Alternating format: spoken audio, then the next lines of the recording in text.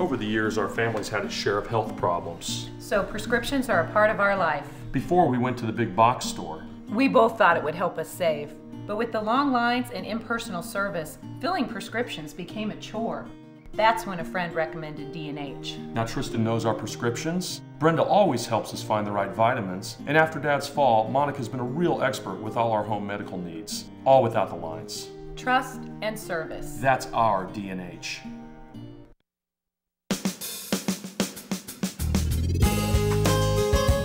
Good morning and welcome to Radio Friends. This is Wednesday. It's August the 3rd, and we've got our friend, two of my really good friends with us, Debbie Sorrell from the Fire Department and Ann Gafke, Teacher's Pet. Let's start, first of all, with Debbie Sorrell, Columbia Fire Department. Good to have you here, Nice to Deborah. see you again, Paul.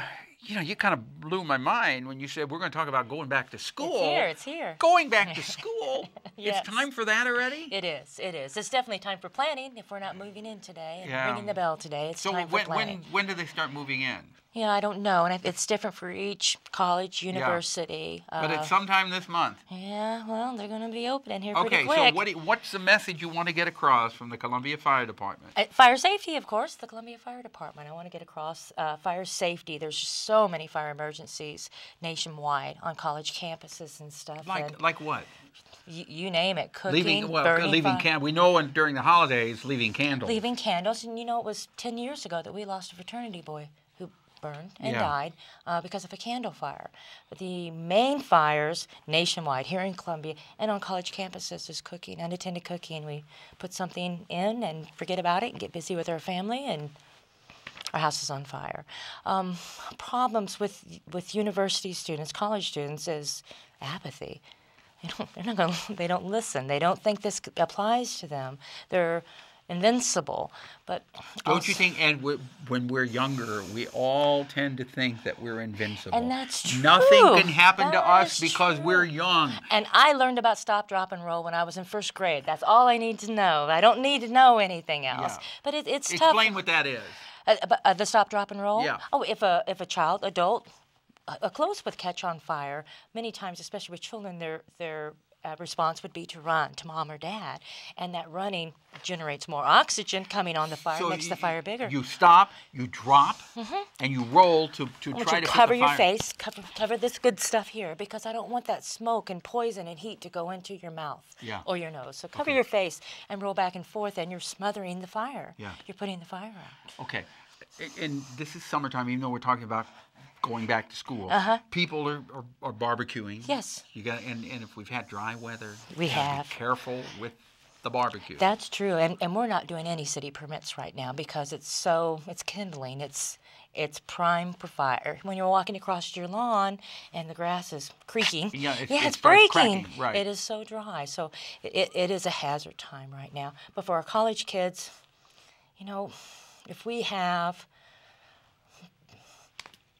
they're drinking, if there's alcohol involved, more than 50% of all the kids that we lose every year when we send them off to college, they're intoxicated. With fires? Correct. Okay.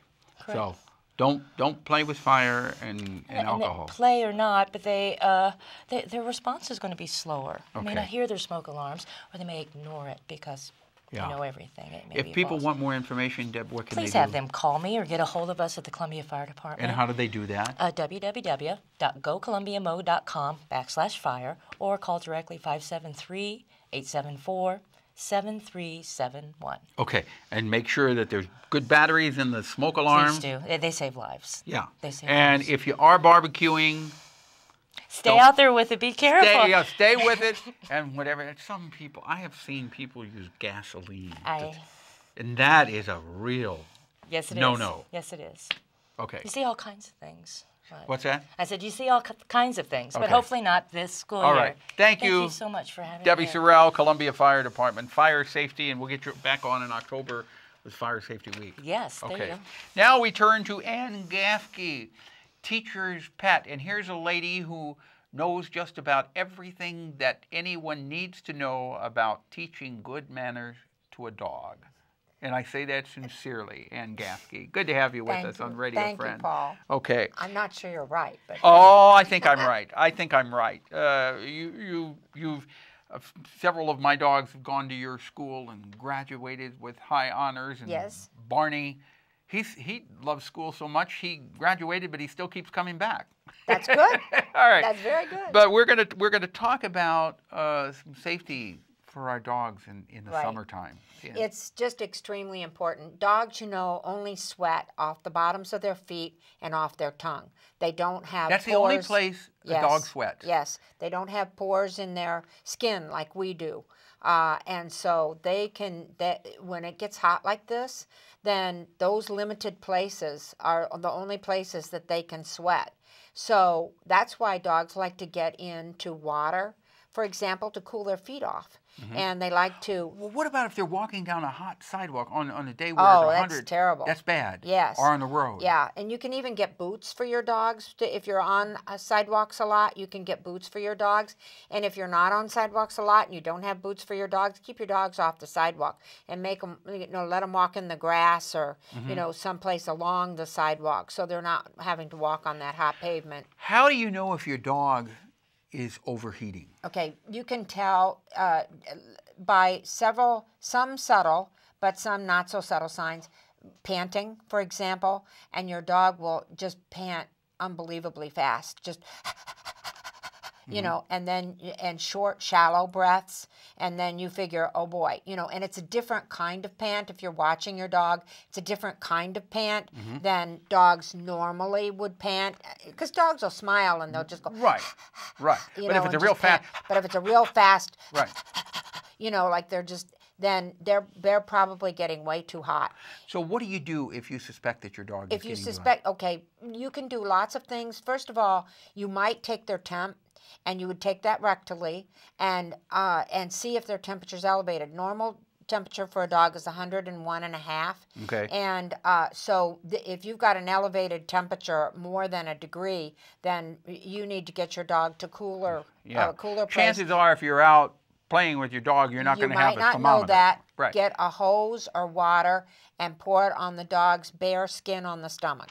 Okay. And try to cool them off that way, especially with a hose. Okay. And try to get them soaked down, even soak them all over, because just the air going over the dog when they're that hot, and if they're wet, it will cool them down a lot faster. Okay. So that's something you could do. Put ice cubes in their water, and even when you're going someplace, put ice cubes in a container of water, so that they it's can have nice, it. cool water And that they can drink. don't leave the dog in the car. Ever in the car. Ever in the summertime. All right, and we're out of time. If people want more information or the dog classes, 4430716. Okay, and Gafke's Teacher's Pet. Thank you so much. You're Ann. welcome. Our show directed by Travis McMillan, the Reynolds Journalism Institute. Audio is Pat Akers from KBIA. Our floor director, Andy Orozco, and our assistant producer and guest coordinator, Uncle James Mauser. To watch this program again, go to kbia.org, click on Radio Friends, sign up for a vodcast or a podcast, and you can also like us on facebook.com/RFWPP or follow us on Twitter at Paul Pepper KBIA. Bye-bye.